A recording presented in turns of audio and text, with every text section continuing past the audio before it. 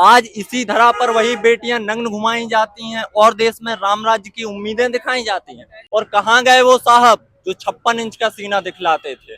बहन बेटियां हैं सुरक्षित हर सभा में कह जाते थे।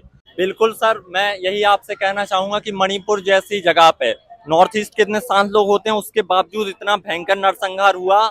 और देश के प्रधानमंत्री की यही जिम्मेदारी बनती है कि आप सत्ताधीश हैं, तो आपको पूरी जनता के लिए आपके प्रति वो जवाबदेह हैं, आप उनके प्रति जवाबदेह हैं। तो मैंने उस पे कहा था, मैंने खुद एक इस पे कविता लिखी थी, मैं चाहूंगा कि आपको बताऊं कि नहीं बनना विश्वगुरु ना ही शिखर तक जाना है, नहीं बनना विश्वगुरु ना ही शिखर तक जाना है, प्रथम वरीयता बहन बेटियों की इज्जत को बचाना है। और कहाँ गए वो साहब जो 56 इंच का सीना दिखलाते थे। अरे कहाँ गए वो साहब जो 56 इंच का सीना दिखलाते थे। बहन बेटियां हैं सुरक्षित हर सभा में कह जाते थे। आपको याद होगा कि ये जब जब आए इन्होंने यही कहा कि आजकल बहन बेटियां पूरी तरह से सुरक्षित हैं।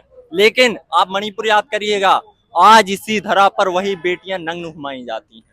आज इसी धरा पर वही बेटियां नग्न घुमाई जाती हैं और देश में राम राज्य की उम्मीदें दिखाई जाती हैं।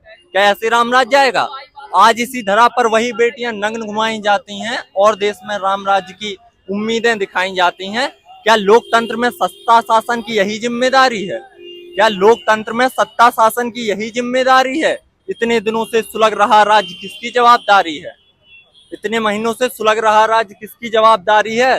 वो तो इंदौरी साहब का एक शेर याद आता है कि लश्कर भी तुम्हारा है, सरदार तुम्हारा है, तुम झूठ को सच लिख दो, अखबार तुम्हारा है। सेम वही हालत हो रही है। तो क्या लोकतंत्र में सत्ता शासन की यही जिम्मेदारी है? इतने दिनों से सुलग रहा राज्य किसकी जवाबदारी है? और अगर अब भी रहे नयन बंद अधर मौन, और अगर अब भी रहे नयन बंद अधर मौन, तो तुम भी धृतराष्ट्र कहलाओगे, भूतकाल के कर्म पटल को देख देख पछताओगे, भूतकाल के कर्म पटल को देख देख पछताओगे। और क्या इस नाम है आपका? सिद्धार्थ, कहाँ से ताल्लुक आपका? मैं हूँ झांसी से, लेकिन यहाँ पर दिल्ली यूनिवर्सिटी से ग्रेजुएशन चल रही है, तो मैं दिल्ली आया हूँ। तो क्या लगता है कि जो अब कहते हैं कि जब चुनाव होता है यही जनता के पास मौका होता है, तो जनता ने 10 साल तो मौका दिया, क्या अगले बार फिर से मोदी जी को मौका देती नजर आ रही है आपको? मुझे तो जब शुरुआत हुई थी तब तो इनकी थी लहर, लेकिन अभी तो मुझे नहीं लग रहा है, क्योंकि जैसे साउथ में इलेक्शन हुआ है, नॉर्थ ईस्ट में इलेक्शन हुआ है, और तमाम जगह देखने को मिल रहा है कि जो इनके खिलाफ कोई प्रत्याशी नहीं, जनता खुद इनके अगेंस्ट लड़ रही है।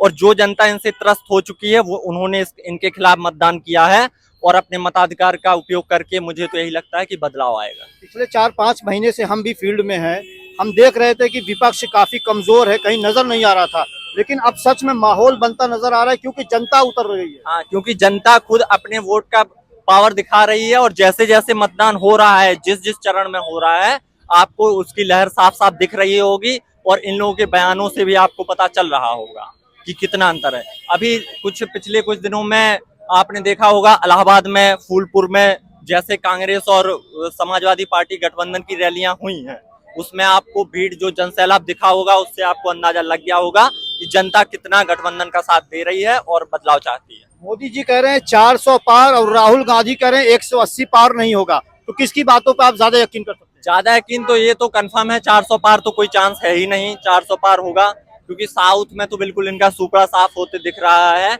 और जहां तक मुझे लगता है कि बदलाव होगा, तो फिर कोई चांस ही नहीं है 400 पार होने का। पूर्ण बहुमत भी इनको नहीं मिल पाएगा। मैं बीए कर रहा हूँ श्यामलाल कॉलेज से, दिल्ली यूनिवर्सिटी। युवाओं को मोदी जी ने वादा किया था 2 करोड़ सालाना नौकरी, रोजगार तो कम ही हुआ है पूरी तरह से, रोजगार में पूरी तरह से गिरावट आई है। यूनाइटेड नेशंस के जितने भी इंडेक्स देखेंगे आप, हंगर इंडेक्स देख लीजिए, डेवलपमेंट इंडेक्स देख लीजिए, प्रेस फ्रीडम इंडेक्स देख लीजिए, सारे इंडेक्सेस में गिरावट आई है। और ये लोग जैसे बोलते हैं कि हर जगह पे ये लोग केवल नफरत की राजनीति कर रहे हैं, एक दूसरे को लड़ा रहे हैं। मणिपुर में इतना बड़ा मैटर हुआ, मणिपुर जैसी में मतलब एक महिला को नंगे घुमाया जाता है, पता है, और देश का प्रधानमंत्री उस पर चुप रहता है। ये कितनी बड़ी बात है। लोकतंत्र में यही होता है कि 3 महीने तक वो राज्य जलता रहा और हमारे देश के प्रधानमंत्री, गृह मंत्री कोई भी एक चीज नहीं बोलते हैं।